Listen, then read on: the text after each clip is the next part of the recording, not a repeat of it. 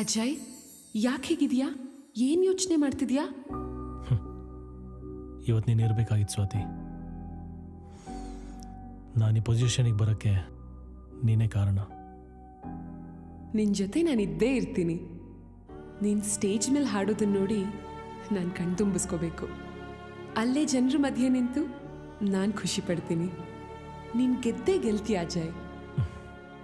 ಅದಕ್ಕಲ್ಲ ಸ್ವಾತಿ, ಇವ್ರು ಯಾಕೆ ನನ್ನ ಅರ್ಥನೇ ಮಾಡ್ಕೊಳ್ತಾ ಇಲ್ಲ. ನನ್ನ ಜೀವನದಲ್ಲಿ ಮತ್ತೊಬ್ಬ ಹುಡುಗಿನ ನಾನು ಹೇಗೆ ನೆನೆಸ್ಕೊಳಕ್ಕೆ ಸಾಧ್ಯ? ಅವ್ರು ಹೇಳ್ತಾ ಇರೋದು ಸರಿಯಾಗೇ ಇದೆ.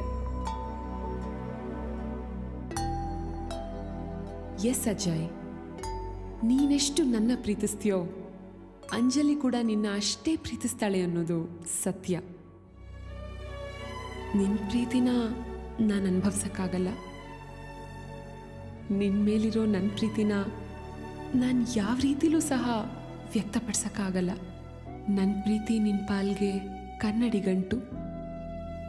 ಅಜಯ್, ನಿನ್ನ ಮನಸ್ಸಲ್ಲಿ ಅಂಜಲಿ ಇಲ್ಲ ಅಂದರೆ ನೀನದ್ರ ಬಗ್ಗೆ ಯೋಚಿಸ್ಬೇಡ. ಆದರೆ ಅವಳು ನಿನ್ನ ಮನಸ್ಸನ್ನು ಡಿಸ್ಟರ್ಬ್ ಮಾಡಿದರೆ ಖಂಡಿತ ನಿನ್ನ ಮನಸ್ಸಲ್ಲಿ ಅವಳಿದ್ದಾಳೆ ಅಂತಲೇ ಅರ್ಥ. ನೀನು ಪ್ರೀತಿಸಿದವಳು ಸಿಗಲಿಲ್ಲ ಅನ್ನೋ ಕೊರಗಿನಲ್ಲಿ ನಿನ್ನ ಪ್ರೀತಿಸೋಳನ್ನ ದೂರ ಮಾಡೋದು ತಪ್ಪು ಅಜಯ್.